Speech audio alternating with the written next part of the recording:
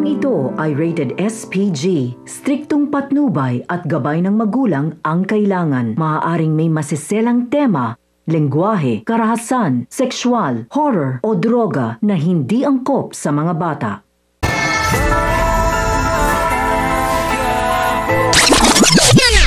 Ang mga dapat nating abangan sa FPJ's Batang Quiapo. Gagawa nga ng paraan si Mokang para matulungan si Tanggol. Talaga naman nasaktan itong si Mokang habang nakatanaw kay Tanggol na isinasakay ng sasakyan at nakaposas ang mga kamay nito upang dalhin nga ito sa piitan. Kaya naman ipinangako niya sa kanyang sarili na gagawin niya ang lahat para matulungan si Tanggol dahil siya daw umano ang dahilan kung bakit ito nangyari sa kanya. At si Ramon nga ang naisip ni Mokang na pwedeng tumulong kay Tanggol. Sakto naman na tumawag si Ramon sa kanya upang kumustahin ang kalagayan ng tatay niya at napag-usapan nga nila ang kasal.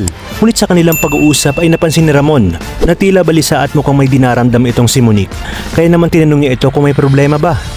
Sagot ni Mokang na meron umano siyang problema at ito nga ay ang kaibigan niyang si Tanggol. Kailangan umano ng tulong dahil hinuli umano ng mga pulis. Laking gulat ni Ramon nang marinig niya ang pangalang Tanggol dahil ang akala ni Ramon ay may masamang nangyari sa anak niya. Samantala, pinapunta naman agad ni Ramon si Mokang sa mansyon para mapag-usapan umano nila ang kanilang kasal at ang problema nito sa kaibigan niyan si Tanggol. Sa kanilang pag-uusap nga ay mas naging interesado si Ramon na malaman ang problema nito sa kaibigan niyan si Tanggol. At habang sila ay nag-uusap ay nakaagaw pansin naman ang paglabas sa balita dahil nasa balita si Rigor Dimagiba at ang pagkakahuli nito sa kanyang anak na si Tanggol. Nagtaka naman si Mokang sa naging reaksyon ni Ramon nang makita nito ang balita, kaya naman tinanong siya ni Mokang kung kakilala ba nito si Rigor at si Tanggol. Ngunit dahil nag-iingat pa itong si Ramon ay hindi niya sinagot ang tanong ni Mokang.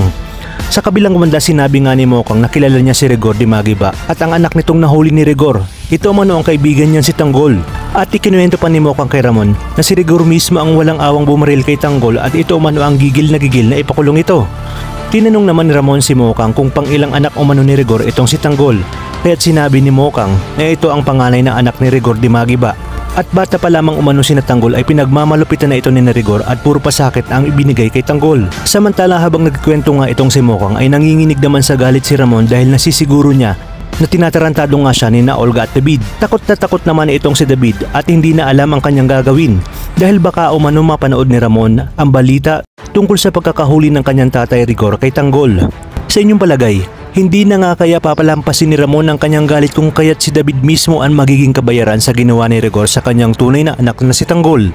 Kaya naman kapamilya, tutok lang dahil marami pa tayong dapat abangan dito lang sa pambasang teleserye ng sambayanan, ang FPJ's Batang Quiapo.